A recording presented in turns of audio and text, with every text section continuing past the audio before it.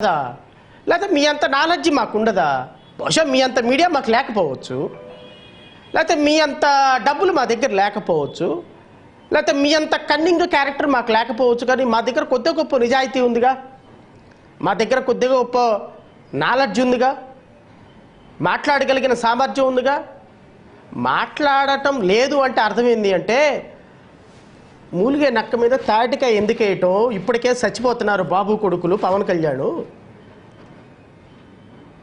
రాష్ట్ర ప్రభుత్వం ఎక్కిన దగ్గర నుంచి నిద్ర లేదు, నీళ్లు లేవు, రాష్ట్రానికి నిధులు లేవు. ఎందుకు వచ్చిన కర్మరా బాబు ఈ ముఖ్యమంత్రి పదవి, ఉప ముఖ్యమంత్రి పదవి అని రోజు బోర్ను ఏడుస్తున్నారు. ఈ మూలిగే నక్కల మీద మళ్ళీ ఏం తాటికాయ వేద్దాంలే అని మాట్లాడటంలా రోజు ప్రెస్ మీట్ పెట్టి మాట్లాడటం మొదలు పెడితే మీకు ఇక రాత్రుల్లో నిద్రలు కూడా ఉండవు. సో మాట్లాడటం లేదు అంటే అర్థం మాకు తెలియదని కాదు. సో నేను గౌరవ రఘురామకృష్ణరాజు గారికి, డిప్యూటీ స్పీకర్ గారికి చెప్పేది ఏంటంటే, సార్ డిప్యూటీ స్పీకర్ గారు 10th షెడ్యూల్లో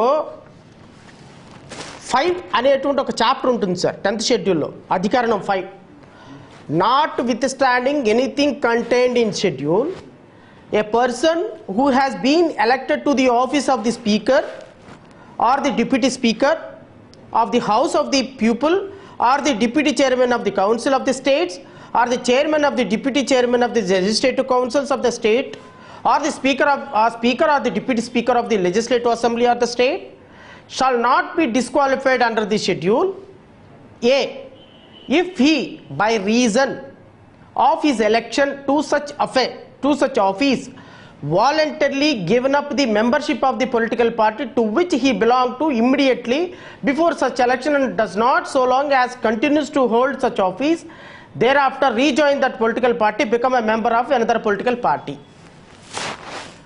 మీరు డిప్యూటీ స్పీకర్ అయిన మరుక్షణం you are no more belong to a political party. First you should resign as a member of a Telugu Desam party. మీరు రిజైన్ చేశారా లేదా ముందు రాష్ట్ర ప్రజలకు చెప్పండి.